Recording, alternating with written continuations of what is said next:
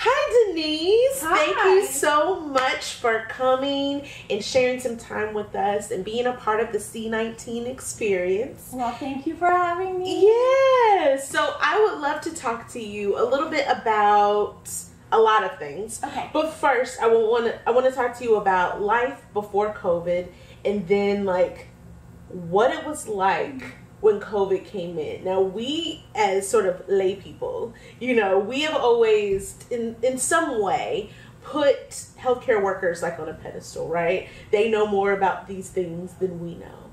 But when COVID came, there was no training on COVID, I'm sure, before it came. So what was it like transitioning into the COVID world?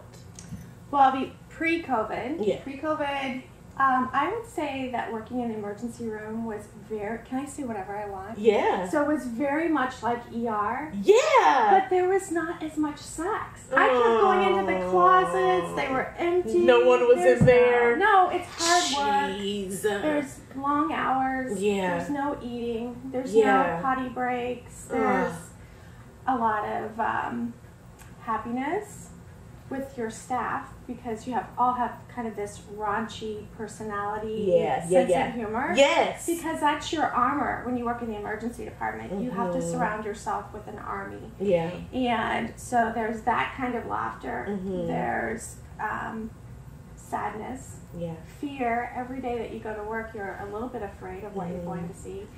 So, and I never thought I knew more than anyone else. I just was out there trying to take care of patients. Yeah. Doing your best. Yeah, just doing my best. Yeah. Day to day. So that's pre-COVID. Mm-hmm. A lot like ER.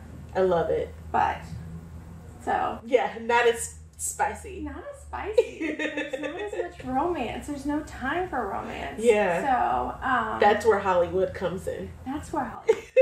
I'm waiting for that. I should do a podcast of the reality. I love that. I love it. You can call it Empty Closets. Ooh, right? That's what is that? You own that now. You own that now. Hashtag Empty closets. Empty closets. I love it. So then COVID came, and COVID was scary. When I first heard about COVID, I didn't think it was anything worse than influenza. Mm-hmm. Like, we've had really bad flu seasons. Yeah. When we lost thousands and thousands of people and no one batted an eye. Mm-hmm. And so when you started hearing some of the rumors about COVID, I didn't take it more seriously. I had no more concern than I had in flu seasons of the past. Right. A really bad flu Just a season. bad flu season. Mm-hmm. Get your flu shot. Yeah. Just do what you're supposed to do. Right. And then it became more and more of a reality. Mm-hmm. So upper management administration became more distressed about resources. So resources became a vital component of everything that we did.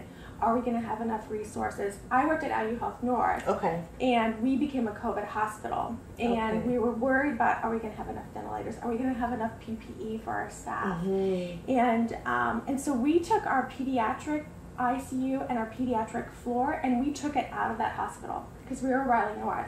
Oh, yeah. And we moved all of our pediatrics down to Raleigh and converted all of their rooms into negative airflow rooms.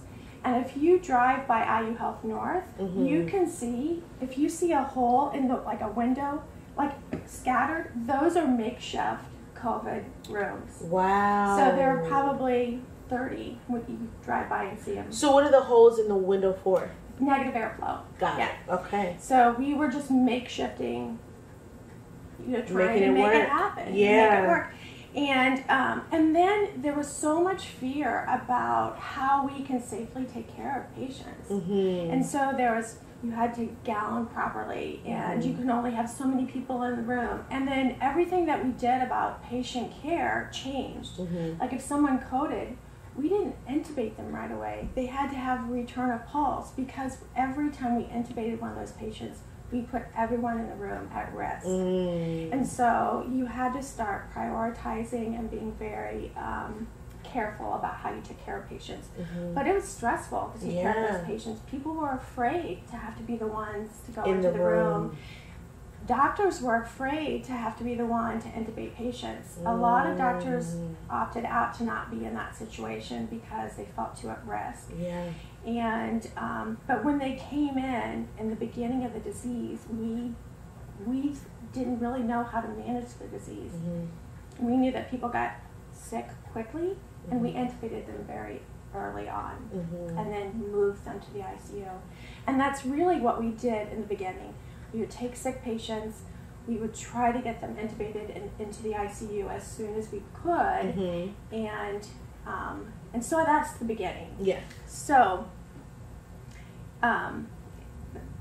you'd asked me a question before. I don't know if you want to ask me a question on how things changed in the evolution of COVID Absolutely, care. yeah, and how it sort of affected not just you, but sort of the community of health workers that you worked with, the ER staff. Because I even know that, just the little bit I know about healthcare, that the ER is just a different sort of life. Right. Like, you have to be on different cylinders at all times than other floors. Right. And so, how did that change? How did all of the evolution of COVID sort of change the evolution of your relationship? Because, you know, you always had to be on, so you had that humor, right? That kept you all strong and together. But then when this new thing comes on and everyone is probably, I mean, I'm assuming, correct me if I'm wrong, but at 10 all the time, like, just making sure that everything's okay. Like, what was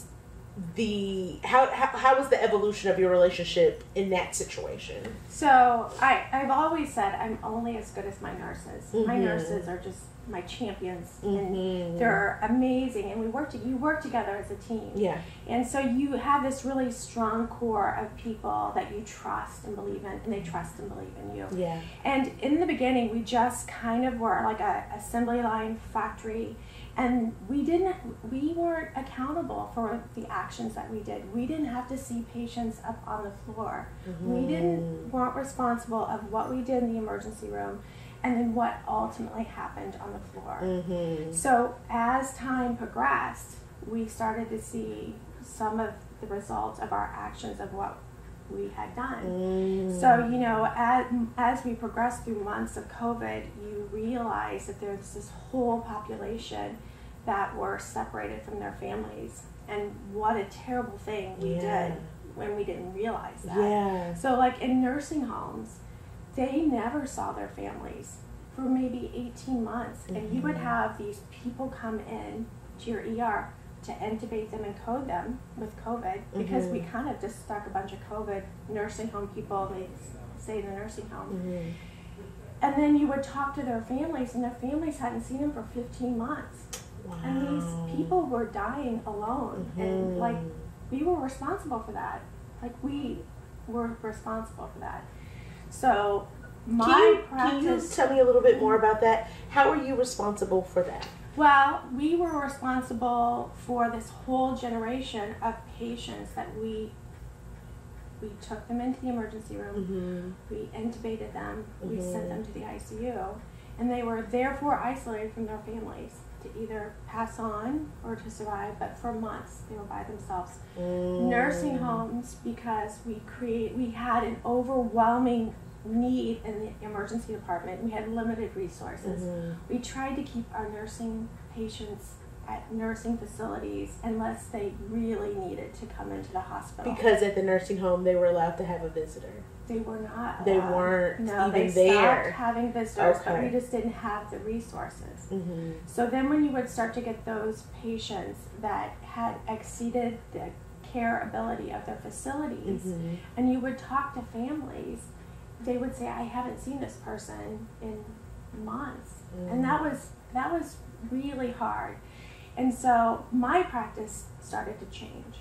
And so I realized that I had a responsibility not to just the patient, the COVID patient, but I had a responsibility to the COVID family. And that when a patient came in, you know, we could intubate you right away, but I can put you on high flow right now, and I want you to get on the phone, and I want you to FaceTime, and I want you to tell every one of your family things that you want them to know before I take your voice away from you. So my practice changed really quickly. I had a patient that came in, and she had already passed away, but they were still doing CPR, and I called the family, and I said, where are you? are you close enough that you can come be with, I will bring you into the room and you can be with her, and as we stop resuscitative efforts. And I was able to do that and knew this family and saw her story on TV. Her daughter was a nurse at the hospital, and she became an ambassador for COVID vaccinations, and she said that her mom would have been eligible for the vaccine, and it was, you know, but that was the same family. I at least got some of her family to be there with her in the end. So my practice began to change a lot as I became more focused on the family and how to care for the family. And if this person was not going home, what was the legacy you were going to leave? Yes, that is beautiful. That is incredible. And I am sure that that adjustment in your practice, which was, you know, just thinking a little harder about what the overall experience would be like, has changed lives, has made things different for people, and has affected their life in a way that has brought meaning to those last days of their loved one. So that is huge and amazing, and thank you so much for seeing the people, you know. And I'm sure at that time it may have been hard because there was a lot going on, you know, at the time, but to be able to take a pause and see the human being and the life that they had outside of the walls of that hospital is incredible and life-changing for that person and for their loved ones. So that's a huge deal. That's a huge deal. So thank you so much for that. And that's really kind of, you know, how things transpired and evolved with Rodney when I found out that Rodney was sick. I was already at that point in my life where I realized that there was so much more to this, the battling of this terrible disease, and that it wasn't just my ability to intervene in that one moment in time in the emergency department. It takes, you know, 10 or 15 minutes to intubate someone and get them on a ventilator and get all of that stuff done. But that your responsibility to people you love and care goes beyond that.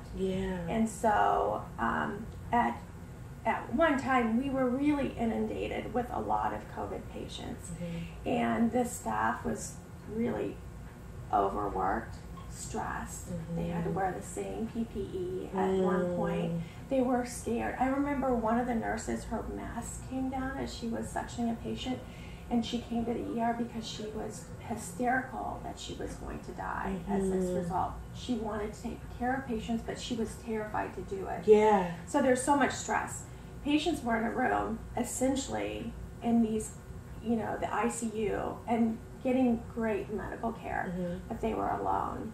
And usually in an ICU, you're surrounded by people who love you, and you tell the nurses how great this person is. And then the nurses become invested in that patient because they have a personal relationship. This did not happen. Every room was just a blank canvas with patients on ventilators, and you didn't know their stories. You didn't know their story, and you really were just getting in there, and you wanted to get right back out because you're terrified to be in for there. yourself. So these people were just on, you know, ventilators by themselves. And then, you know, Rodney came, and, you know, he's my man. And he began to not do well, and nobody was allowed visitors, but I was going to be his visitor. So I would gown up and I would take my stuff, my own personal stuff, and then I would tell his wife, what do you want to tell him? Do you have a prayer for him? Send me a prayer and I'll play that. I put my own personal phone in a Ziploc bag and would lay it next to his head, and she would pray over him. And so we would do that on a regular basis. And then I thought, this man is not doing well. He's going to probably die.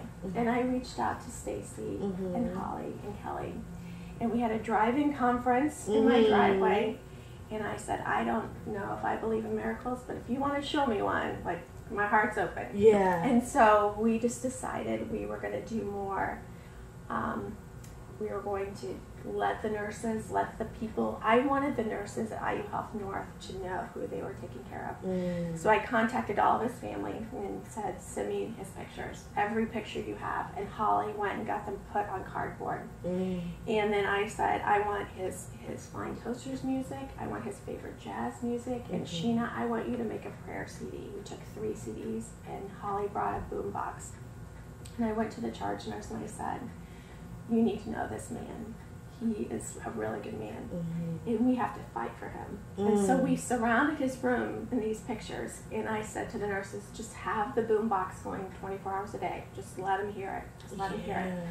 And then we decided. I have goosebumps. Oh my goodness. I wanted people to be held accountable and know who they were caring for. I wanted them to have a little bit of fight in it. And then I said, and this hospital needs to know who they're taking care of.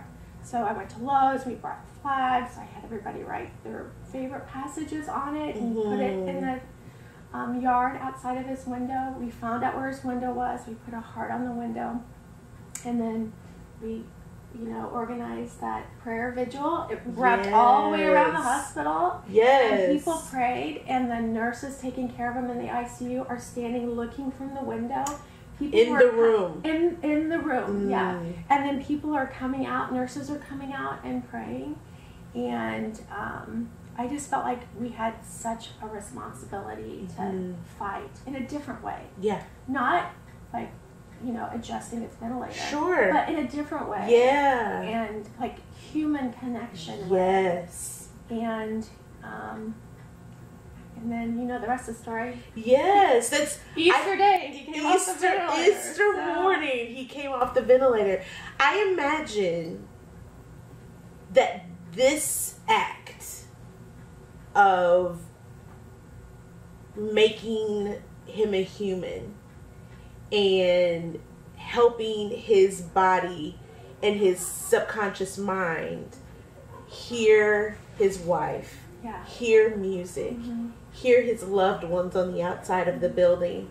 All of those things were very integral and very important to his recovery and to his spirit, for his subconscious mind and his spirit to recognize those things and hear those things. And it could very well be one of the main reasons he is still on this planet today, is because you decided to think outside of the box and do something that had not and was not really able to be done for the other patients that were there. And I think that it's also a huge testament to how human connectivity is so important even when we're healthy, but especially when we're not. Right.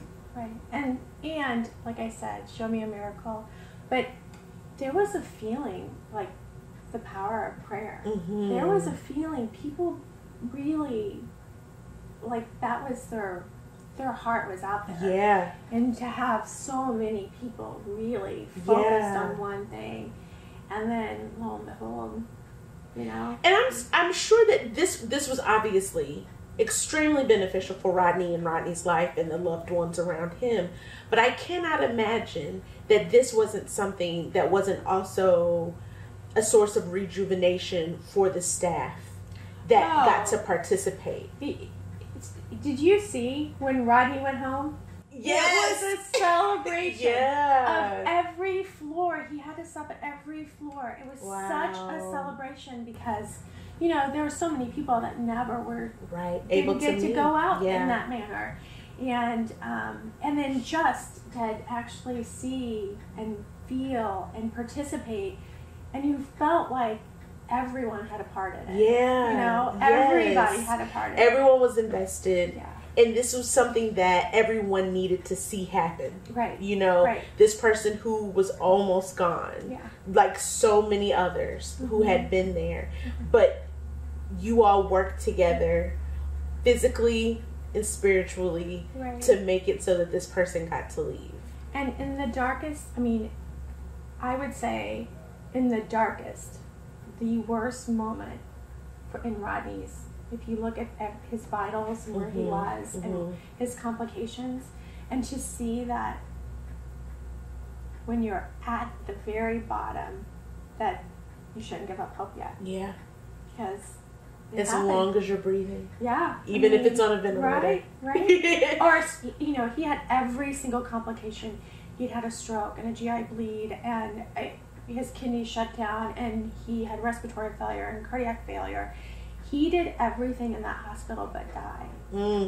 And he came back to tell everyone about his journey. Wow. And so. Wow.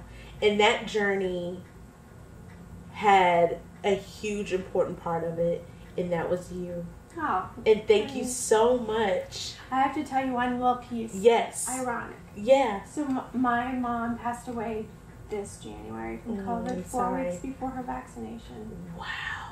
So it's still there. Yeah. We're still fighting. You're still in it, right? It's still happening, and it's not something that we can say done. Right. You know, we all have a responsibility. Absolutely, absolutely, to continue to not only help ourselves but to help our fellow humans. And hopefully, if anything has come out of this pandemic and all of the things that we've had to sacrifice as a human community, is that we belong to each other. And we have to take care of each other. And if that means staying apart from each other, or washing our hands, or wearing a mask, or getting vaccinated, whatever that is, we still have a duty to each other. And that duty that you had to your fellow human during the hardest hit part of this pandemic is beautiful and amazing. And I just want to thank you as a part of your human community. Thank you so much for that work that you did, but also because of my close relationship with Rodney, thank you so much for changing, just adjusting your practice to help everyone on a spiritual level too. That's important and incredible. Thank you so much for sharing your story here with us today. I don't even know what we would do without this story. This is so great. Thank you so much for being with us. Thank you. And being a part of the C19 Experience. Thank you. I told you I'm a weeper. I love it. Look, I'm over here too, like, oh my goodness, it's so good. No, it's perfect. Thank you.